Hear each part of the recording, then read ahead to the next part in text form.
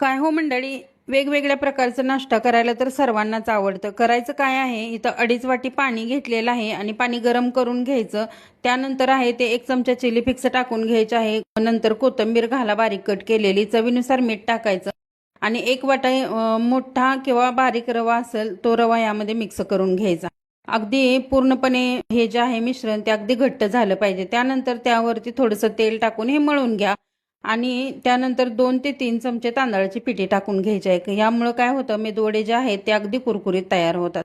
त्यानंतर यामधील छोटा छोटा गोळा घ्यायचा आहे आणि छान असा मेदवड्याचा आकार देऊन घ्यायचा आहे. या पद्धतीने मी दाखवते ते व्हिडिओमध्ये.